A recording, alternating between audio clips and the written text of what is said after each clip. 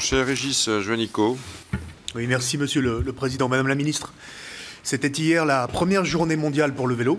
L'ONU a souhaité la mise en place de cette journée pour soutenir ce moyen de transport simple, accessible, fiable, propre, durable, respectueux de l'environnement et qui entretient la santé.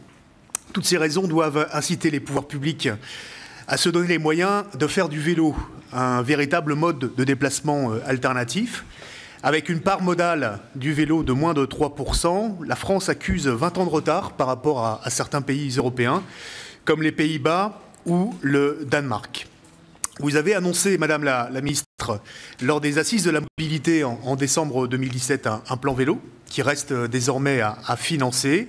Et concernant les mesures très concrètes annoncées lors de ces assises, je voudrais revenir sur deux de ces annonces. La première, c'est la généralisation de l'indemnité kilométrique vélo, IKV, créée par la loi pour la transition énergétique et qui repose encore sur le volontariat des employeurs et reste trop peu incitative. Dans une note à vous, Madame la Ministre, notre collègue Mathieu Orphelin en a démontré tout le potentiel, avec près de 75% des déplacements domicile-travail qui font moins de 5 km, toute l'efficacité, car elle induit un doublement de la pratique en moins d'un an, et aussi les bénéfices, notamment sur la santé des salariés et le faible coût pour les employeurs, y compris publics.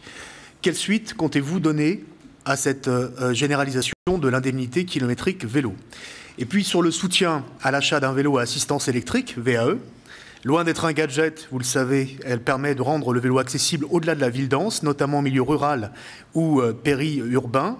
L'effort, bien que modéré, induit par la pratique du vélo électrique, permet de lutter contre la sédentarité. Je vous renvoie aux études très intéressantes du professeur Jean-François Toussaint qui l'a fait paraître cette semaine.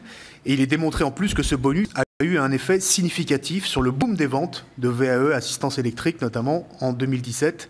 255 000 vélos vendus pour l'année 2017. Malheureusement, la prime à l'achat de 200 € d'un VAE a été supprimée par le projet de loi de finances 2018. Et en octobre dernier, vous aviez annoncé un nouveau dispositif. Est-ce que vous pourriez nous dire, puisqu'il nécessite une aide des collectivités, combien de nouveaux bonus ont été accordés depuis le 1er février? Voilà. Comment peut-on vous aider, Madame la Ministre, à convaincre Bercy et Matignon pour obtenir les bons arbitrages concernant le plan vélo? Et je voulais simplement, si vous me permettez, Monsieur le Président, d'avoir une pensée ce soir pour Armelle Cizeron, qui est la collaboratrice de notre collègue Jaline Dubié, qui est décédée le 20 avril dernier, qui a été renversée par un camion tout près d'ici, alors qu'elle arrivait sur son lieu de travail, à vélo.